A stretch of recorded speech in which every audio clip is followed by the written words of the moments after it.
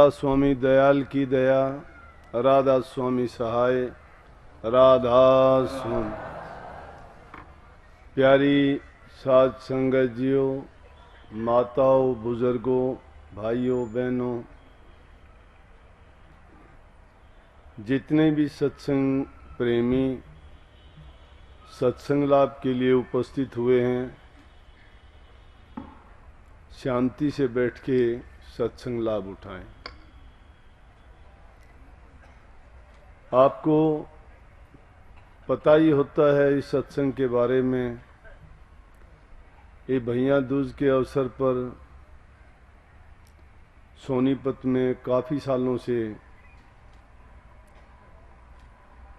सत्संग होता आ रहा है।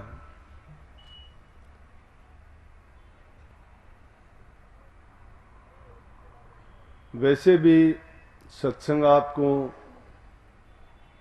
ज़्यादा से ज़्यादा 4-5 दिन बीच में रहते होंगे, नहीं मिल ही जाता है। और वैसे तो सत्संग टीवी पर रोजाना मिलता है, एक बार नहीं 2-3 बार मिलता है। जो भी जिज्ञासु प्रेमी हैं, सत्संग का लाभ उठाना चाहते हैं, उनको सत्संग कहीं भी मिलो, वो सत्संग का लाभ लेने के लिए पहुंच जाते हैं। क्योंकि बिना परिश्रम के और बिना पुरुषार्थ के कुछ नहीं मिलता। अगर हमें दुनियावी चीज की भी ख्वाहिश होती है, या जिस चीज को भी हम प्राप्त करना चाहते हैं, उसके लिए रास्ते में कितनी बाधाएं आए, कितनी परेशानियों का सामना करना पड़े, कितनी कठिनाई हो, फिर भी हम उस चीज को प्राप्त कर लेते हैं। लेकिन उन चीजों को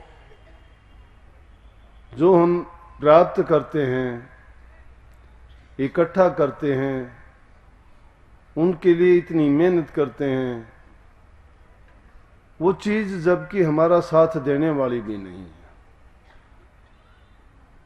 और जो साथ देने वाली चीज है,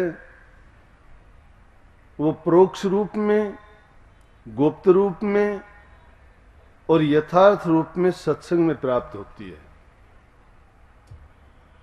गुप्त रूप से जो अभ्यास करने वाले हैं उसको समझ जाते हैं। प्रत्यक्ष रूप में जीव को रास्ता दिखाने का काम सत्संग में होता है। और यथार्थ रूप में जीवन के बारे में जो हम देखते हैं, जो हम करते हैं कि सत्य क्या है, ये पहचानने में हमें सत्संग से ही प्राप्त होता है। और जब इस चीज का हमें पता लग जाता है सत्य क्या है, असत्य क्या है, फिर हम सतगुरु की, सत्संग की और नाम की महिमा जानते हैं। निपट संसारी लोग, जिनको संसार के ही पदार्थों की जरूरत होती है, जो उन्हीं को सिर्फ जीवन मानते हैं और उसी में जीना चाहते हैं, वो इस संसार को सत्य मानते हैं। और जिन्होंने इस संसार की वस्तुओं को पहचान लिया है, सत्य को दूसरी तरफ परख लिया है, तो वो समझते हैं कि ये चीजें मिथ्या हैं और इनसे हमारा सिर्फ इतना मतलब है कि जब तक जिंदा है ये हमारी आवश्यकता है, जरूरत है, और उसको जरूरत के मुताबिक अगर हम प्रयोग में लाते हैं या उनका संचय संग्रह करते हैं, ये भी नहीं कि हम सब कुछ त्याग दें और ये भी नहीं है कि हम उनका संचय करना शुरू कर दें। क्योंकि त्याग देना बहुत अच्छी चीज है, लेकिन गृहस्थ जीवन है हमारा, जिनसे हमारे नाते जुड़े हुए हैं, समाज में, इस दुनिया में आके हमारा कर्ज का देना लेना है,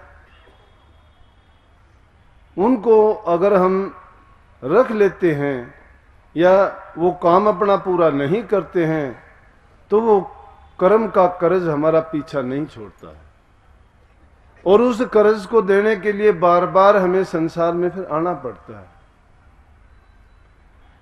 लेकिन सत्य क्या है? सत्य तो ये है कि जितनी और योनियां हैं वो भोग योनियां हैं।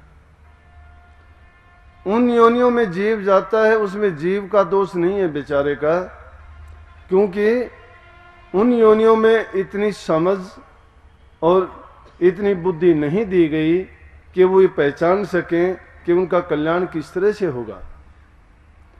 उस 84 लाख की घेर घुमेर में मालिक ने इंसान का चोला ही ऐसा बनाया है कि जिसको ये समझ दी कि इस जीव का कल्याण तेरा इसी योनि में हो सकता है।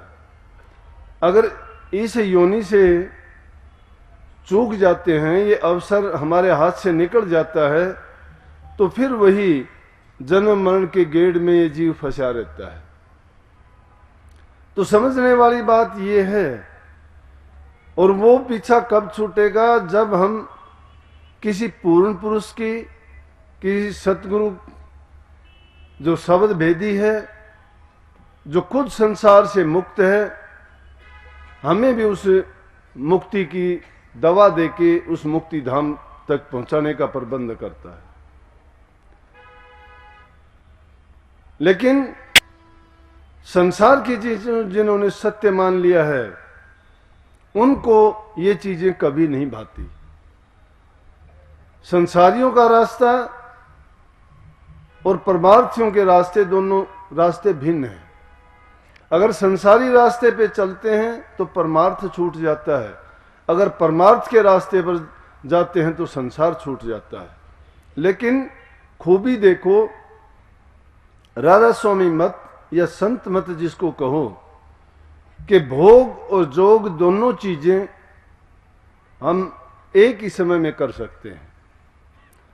क्यों कर सकते हैं? कि संसार में रहते हुए सच्चाई के साथ अपने जीवन को बिताएं, बुराइयों को त्याग के अच्छाइयों को अपनाएं, सूरज शब्द योग के द्वारा नाम की कमाई करके उस धन का संचय करें कि जो कभी भी खत्म नहीं होता, हमें अमृत तब की ओर ले जाता है।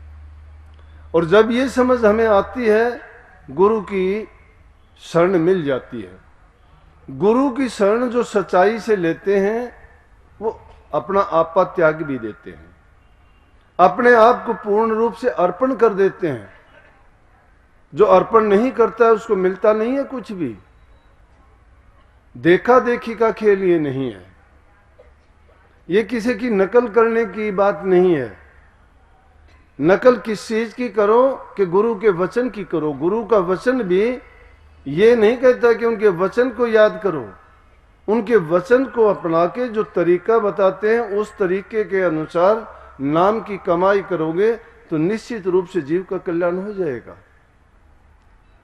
परंतु हम तो क्या करते हैं कि जबान से सुन लिया, कही कोहाई बात को लकीर के फकीर बनके उसी बात को पीटते जा रहे हैं। जिस प्रकार से भेड़ चाल दुनिया पकड़ लेती है, एक कोई नुक्ता मिल गया, किसी महापुरुष ने कोई बात बताई, उसको पकड़ के और फिर ढिंडोरा पीटते हैं कि ये ऐसा होता है, ये वैसा होता है। भैया, कहने से कुछ नहीं होता। जो इंसान जब तक करता नहीं है, ये करनी का भेद, इसीलिए कहा संतों ने कहा ये करनी का भेद है, नहीं बुद्धि विचार। बुद्धि विचार अगर होता ये, तो इसमें तो ज्ञानी लोग तिरते, पढ़े लिखे लोग ले जाते इसको। फिर तो अनपढ़ लोगों का, प्रेमी लोगों का, परमार्थियों का, त्याग करने वालों का, उनका तो कुछ हिस्सा ही नहीं रहता। ज्ञानियों का मार्ग होता तो रावण नहीं छोड़ता हमारे लिए कुछ भी। बहुत ज्ञान था उसके पास, ज्ञानी था, करनी नहीं थी। अगर ज्ञानी कौन होता है? ज्ञानी तो जो सच्चा गुरु की शरण में बैठ के योग कमाता है, वो ज्ञानी है।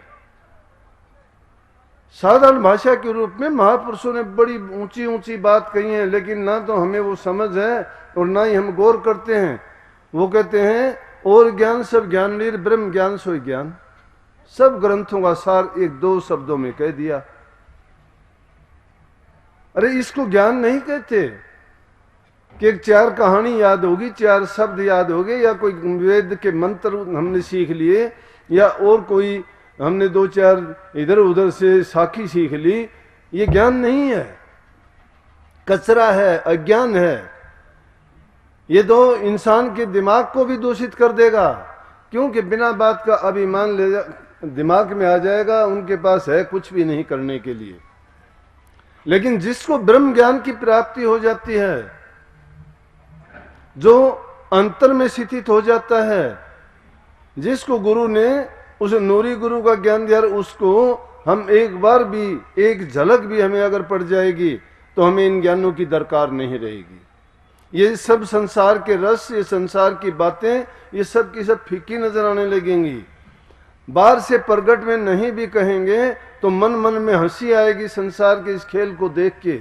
बड़ा विचित्र खेल है ये, और दुनिया के जीव इसमें बंधे हुए हैं। वो डोरी दिखाई नहीं देती, जो गले में फांस डली हुई है काल की दिखाई नहीं देती। गीत सब गाते हैं, काल की डोर से सब जीव बंधे हुए जा रहे हैं। उनको वो जिस तरफ खींचता है उसी तरफ जाते हैं, वो जो करवाता है वही करते हैं। इंद्री भोग शारीरिक बंधनों में पड़ के ये जीव की ये हालत है कि ये अज्ञान के बस बंधा हुआ है, गुरु की शरण में नहीं गया। अगर गुरु की शरण में जाता फिर इसकी सच्ची पुकार ये होती कि मुझे अब की बार उभारो।